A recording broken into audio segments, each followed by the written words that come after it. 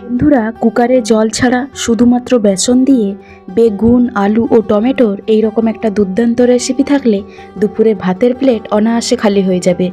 তাহলে রেসিপিটি প্রথম থেকে শেষ পর্যন্ত দেখতে থাকুন। নমস্কার বন্ধুরা, উর্মিলা রন্ধনশালায় সবাইকে স্বাগত।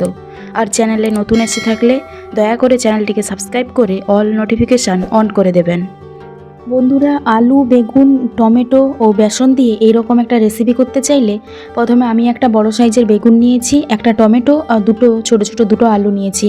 প্রথমে বেগুনটার মাঝ বরাবর ছুরি দিয়ে এইভাবে আমি কাট করে নিলাম। তারপরে আমি দেখে নেব বেগুনটাতে কোনো পোকামাকড় আছে কি না। দেখুন বন্ধুরা, বেগুনে কিন্তু কোনো পোকামাকড় নেই। এরপরে আমি বেগুনের ডান্ডাটাও আমি কেটে বাদ দিয়ে দিলাম। তারপর বেগুনটাকে আমি দুভাগে ভাগ করে নিয়েছি। তারপর দেখুন বন্ধুরা, একটা ভাগও আমি আরেকবার আমি মাঝ বরাবর আরেকটা আমি কাট করে নেব। তারপরে সেইগুলোকে আমি 4 ভাগে আমি কেটে নেব, আর একটা ভাগকেও 4 ভাগে কেটে নেব।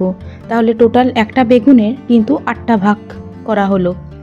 আর টমেটোগুলোকে কিন্তু মাঝ বরাবরও কিন্তু একটা করে কাট বসিয়ে দিতে হবে। আর আলুকে কিন্তু কোনো কাটাকুটির কোনো দরকার নেই। আমি সেই মতো টমেটোগুলো আমি কাট বসিয়ে দিলাম। এরপরে আমাকে একটা প্রেসার কুকার নিতে হবে। বন্ধুরা, আমি একটা প্রেসার কুকার নিয়েছি এবং কুকারে আলু, টমেটো, বেগুন সমস্ত সবজিগুলো দিয়ে দেব। এখানে কিন্তু কোনো কিছু জল ব্যবহার করব না, জল ছাড়া এই কাজটা হবে। ওপর থেকে একটু সর্ষের তেল দিয়ে দিলাম। কুকারে ঢাকনা লাগিয়ে দিয়ে গ্যাসে বসিয়ে 3টে সিটি লাগাতে হবে। এই একটা সিটি এখানে লাগিয়ে দিলাম, বাকি 2টো সিটি লাগানো হয়ে গেছে। একে ঠান্ডা করার জন্য আমি খানিকটা সময় নিয়েছিলাম, তারপরে ঢাকনাটা আমি খুলে দিলাম। দেখুন বন্ধুরা, এগুলো কিন্তু ভালোভাবে সেদ্ধ হয়ে গেছে। এগুলো থেকে কিন্তু খুব অল্প পরিমাণে কিন্তু জল ছেড়েছে। এই জলটা কিন্তু ফেলে দেওয়া যাবে না, এই জলটা কিন্তু আলাদা একটা পাত্রে কিন্তু রেখে দিতে হবে। তার আগে আমি আরেকটা পাত্রে এই সেদ্ধ করা টমেটো, আলু, বেগুনগুলোকে আমি আরেকটা পাত্রে আমি এখানে তুলে নিলাম। আর এই জলটাকে আমি আরেকটা পাত্রে আমি আলাদাভাবে আমি রেখে দেব। এরপরে এই রেসিপিটা করার জন্য যে মশলা লাগবে সেটা দেখিয়ে দিই। প্রথমে আমি একটা বড় সাইজের পেঁয়াজকে পুরো টুকরো টুকরো ছোটো ছোটো সাইজে কেটে রেখেছি। একটা 2 ইঞ্চির আদার আমি পেস্ট নিয়েছি। আর খানিকটা আমি রসুনের কুচি নিয়েছি।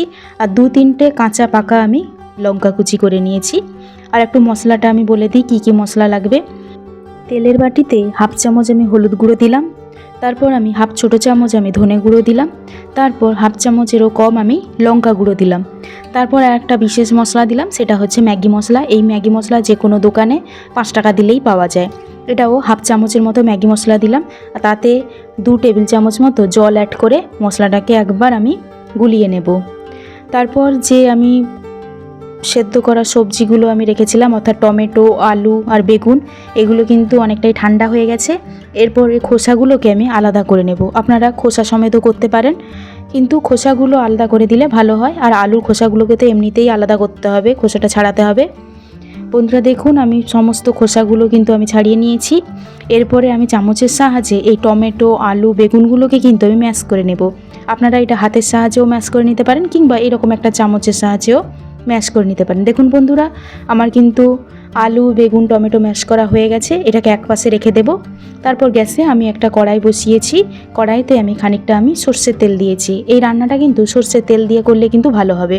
প্রথমে আমি 1 চামচ গোটা জিরে আমি দিয়ে দিলাম। আর গ্যাসের ফ্লেমটা কিন্তু লোতে আছে। তারপর এই যে পেঁয়াজ, রসুন আর কাঁচা লঙ্কাটা দিয়ে দেব, কিন্তু আদার বাটাটা এখন দেব না। বন্ধুরা, আমি সমস্ত কিছু আমি দিয়ে দিলাম। দেখুন বন্ধুরা, আদার পেস্টটা কিন্তু এখন আমি দেব না, সেটা একটু পরে দেব। সেটা কখন দেব সেটা আমি বলে দিই। পেঁয়াজ, রসুন 50% মতো ভাজা হয়ে গেলে তারপরে আদার পেস্টটা দিয়ে দিতে হবে। এই আদাটাকে ততক্ষণ এগুলোর সঙ্গে নাড়তে হবে যতক্ষণ না আদার কাঁচা গন্ধটা দূর হচ্ছে, ঠিক ততক্ষণ নাড়তে হবে। তারপর এখানে যে বেসনের কথা বলেছিলাম, সেই বেসন এখানে 2 চামচ আমি এখানে বেসন দিয়ে দেব। তার বেশি আর এখানে বেসনটা আমি দেব না, না হলে কিন্তু এই রেসিপিটা বা এই রান্নাটা কিন্তু খেতে ভালো লাগবে না। আমি 2 চামচ আমি বেসন দিয়েছি। বেসনটা কিন্তু এই তেলের সঙ্গে ভালোভাবে কিন্তু ভেজে নিতে হবে, যাতে বেসনের কাঁচা গন্ধ কোনো রকম যাতে রান্নাতে না লাগে বা তার গন্ধটাও যেন না আসে। সেই অনুযায়ী ভালোভাবে বেসনটাকে তেলের সঙ্গে ভেজে নেওয়ার পর যে মশলাটা করে রেখেছিলাম, সে পুরো মশলা জলটা আমি এখানে দিয়ে দিলাম। তারপর যে সেদ্ধ করা জলটা আমি রেখেছিলাম, যে কুকারে যে সেদ্ধ করা জলটা আলাদাভাবে রেখেছিলাম, সেই জলটা আমি পুরোটা আমি এখানে দিলাম না, যতটা প্রয়োজন ঠিক প্রয়োজন মতো আমি দিলাম। এরপর মশলাটাকে কিন্তু কষাতে হবে। এই জন্য গ্যাসের ফ্লেমটাকে লোতে রেখে আস্তে আস্তে করে মশলাটাকে কষাতে হবে। যতক্ষণ না মশলা থেকে তেলটা আলাদা হচ্ছে।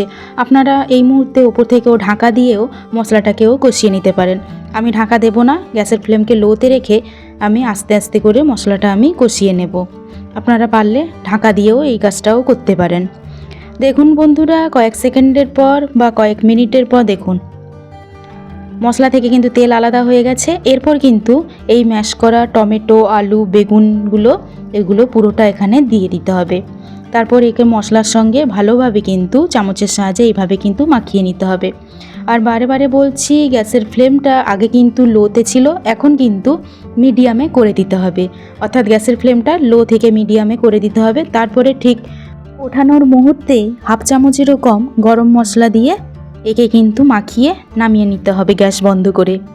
আপনারা এইরকম একটা ভর্তা যদি আপনাদের চোখের সামনে থাকে তাহলে নিমেষেই কিন্তু ভাতের প্লেট খালি হয়ে যাবে, কিংবা রাতের রুটি কিন্তু নিমেষেই 4-5টা আরও বেশি খেয়ে নিতে পারবেন। আর এটা বানানোও খুব সোজা, এটা দুপুরে কিংবা রাতে খুব কম সময়ে বানিয়ে ফেলতে পারবেন। আশা করি আজকের রেসিপিটি আপনাদের ভালো লেগেছে। ভালো লাগলে অবশ্যই লাইক, শেয়ার, কমেন্টে